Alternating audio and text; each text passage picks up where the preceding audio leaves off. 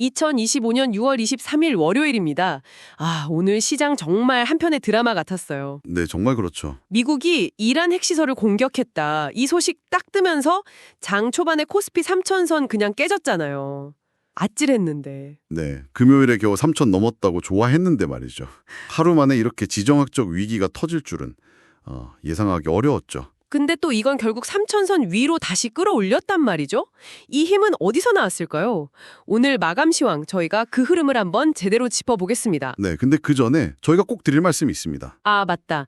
분석 시작하기 전에요. 저희가 오늘 준비한 이 내용은 6월 23일 마감 데이터 기준이고요. 어떤 투자 결정을 위한 정보 제공이 목적이지 종목 추천은 절대 아니라는 점 먼저 말씀드릴게요. 네, 그리고 저희 분석에는 아무래도 주관적인 시각이 들어갈 수밖에 없고요.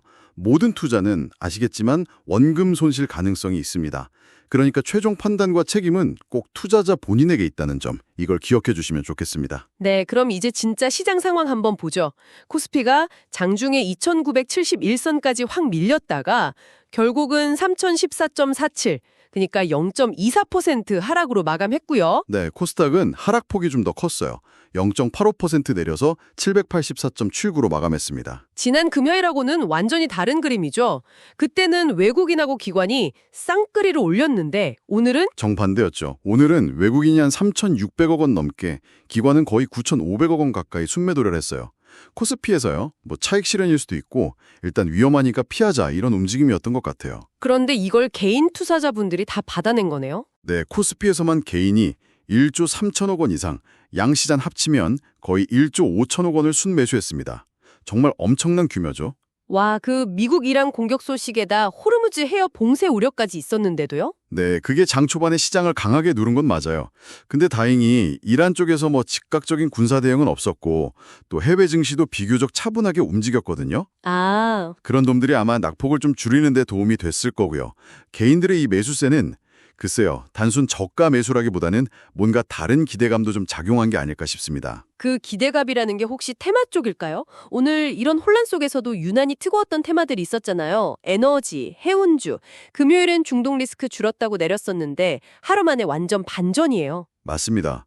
그 호르무즈 해협 봉쇄 우려, 이게 직접적이었죠. 네. 전 세계 원유나 LNG 물동량의 한 20%에서 30%가 거길 지나가는데 여기가 막힐 수 있다. 그럼 유가가 급등할 수밖에 없다는 거죠. 그렇죠. 그래서 중앙에너비스가 24% 넘게 오르고 흥구석유도 17% 이상, 또 해운주인 흥하해운 15%, STX 그린로지스도 12% 넘게 급증했어요. 하루 만에 분위기가 이렇게 바뀔 수도 있군요. 네, 정말 변동성이 크죠. 이런 지정학적 리스크 테마 말고 꾸준히 좀 강한 흐름을 보이는 쪽도 있었죠. 네, 있었습니다. 우선 그 원화 스테이블 코인, 이거 제도화된다는 기대감이 계속 가면서 넥서스는 상한가 같고요. 카카오페이도 15% 넘게 올랐습니다.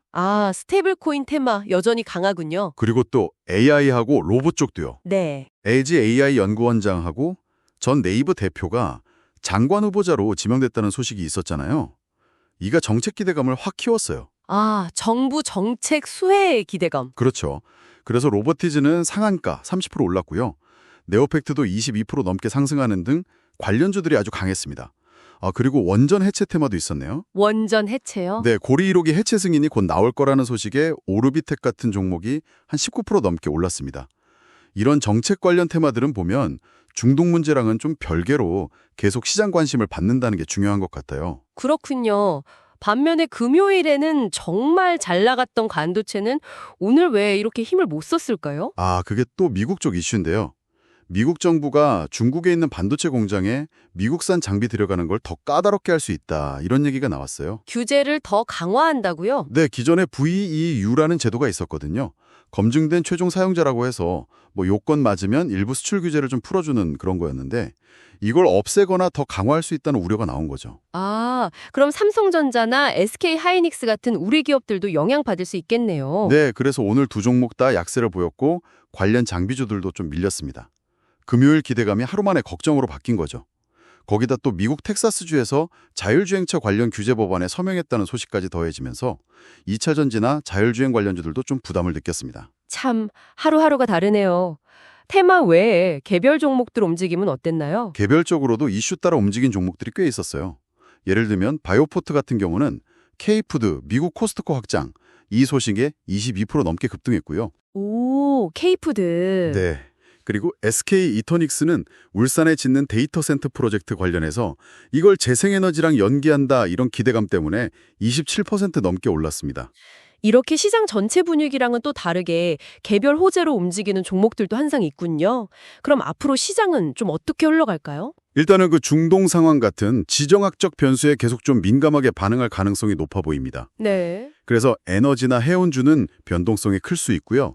반도체 쪽은 미중 갈등 리스크를 계속 좀 봐야 할 것 같습니다. 하지만 긍정적인 부분도 있겠죠? 물론이죠. 아까 말씀드린 AI나 스테이블 코인 같은 정책 모멘텀, 그리고 정부의 밸류업 프로그램에 대한 기대감, 이런 건 여전히 살아있는 동력이라고 봐야죠. 그럼 오늘처럼 이렇게 변동성이 클 때 우리 투자자분들은 어떤 관점에서 접근하는 게 좋을까요? 글쎄요. 단기적으로 보면 이런 지정학적 리스크 때문에 주가가 좀 조정받을 때 이걸 선별적으로 좀 기회로 볼 수도 있겠죠. 네, 기회로.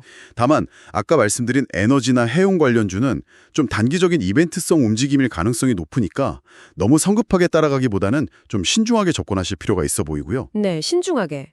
중장기적으로는 역시 AI, 스테이블 코인, 원전 해체, 또 밸류업 관련해서 정책 수혜가 기대되는 분야들, 이런 쪽을 좀 주목해 볼 만한데요. 그래도 외국인 매도세가 좀 잦아드는지 이런 것도 확인하면서 개별 기업의 어떤 기본적인 체력, 펀더멘탈을 잘 따져보는 게 중요할 것 같습니다. 섣부른 판단보다는 좀 신중한 전략이 필요한 때인 것 같아요. 네, 정말 미국의 이란 공격이라는 돌발 변수가 터졌는데도 코스피 3찬선을 지켜낸 오늘 시장이었습니다.